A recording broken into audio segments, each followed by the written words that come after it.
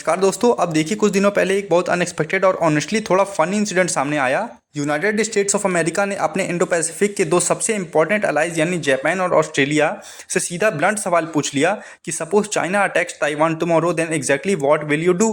How will you help the US? क्या आप सिर्फ चुप बैठेंगे या फिर जेन्युइनली एक मिलिट्री रोल निभाएंगे? And most importantly, what would you have to offer to America? अब आप खुद सोचिए, क्या कोई सुपर पावर ऐसे खुले आम अपने स्ट्रेटेजिक पार्टनर से ये पूछता है कि भाई तुम क्या करोगे? तो isn't it self a sign of doubt और maybe even insecurity inside America? और ये सवाल पूछ कौन रहा है? Donald Trump. डेफिनेटली ये वही कर सकते हैं। इतना ओपन और रिस्की सवाल ये सिर्फ ट्रंप ही पूछ सकते हैं। अब आप सोच सकते हैं कि क्या यूएसए पहले से मान चुका है कि ताइवान को लेकर वॉर होने ही वाली है, या is this just a possibility और अ जियोपॉलिटिकल सर्टेनिटी? देखिए, सच्चाई ये है कि ये कॉन्फ्लिक्ट अब सिर्फ समय की बात है। आज नहीं तो कल, इस साल नहीं तो अगले साल।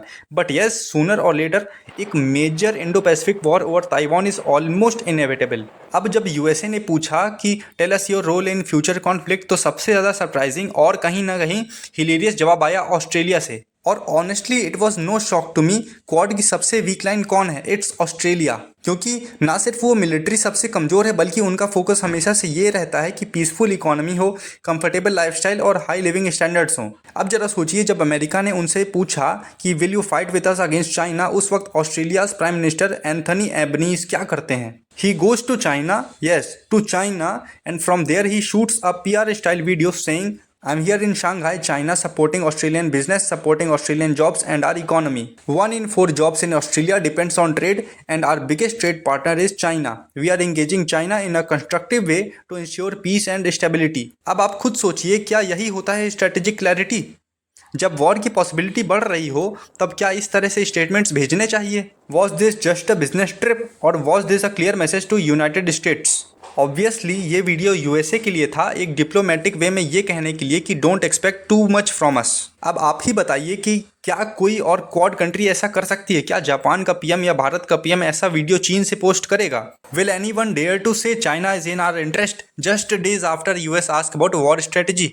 अब एक और बात, कुछ साल पहले यूएसए, यूके और ऑस्ट्रेलिया ने मिलकर एक बहुत बड़ा डिफेंस पैक्ट साइन किया था जिसका नाम था AUKUS.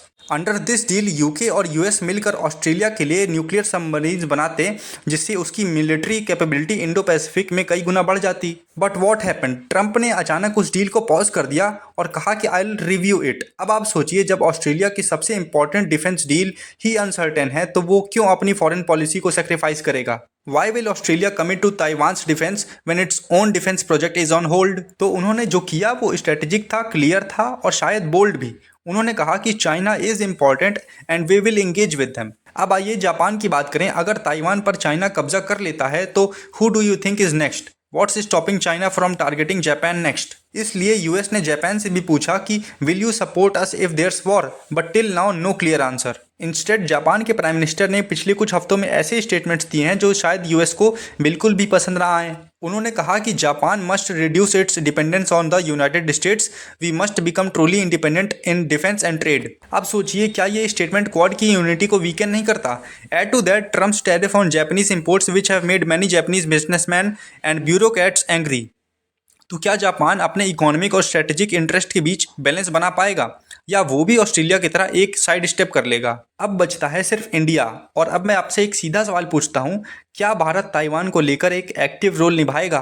Will Indian navy sail into the South China Sea? Will India openly oppose China militarily? देखिए, अभी तक तो ऐसा नहीं लग रहा, बट यस, इंडिया ने तिब्बत के मुद्दे पर दबाव बनाना शुरू किया है, but that's still a soft signal. और फ्रैंकली अभी के लिए यूएसए को भी शायद ये उम्मीद नहीं है कि India will fight along side them in a Taiwan conflict, but again things change fast. अब सोचिए जरा, अगर कल को चाइना ताइवान पर हमला करता है और यूएस अकेला रह जाता है, तो क्या ट्रंप के पास परफेक्ट एक्सक्यूज नहीं होगा?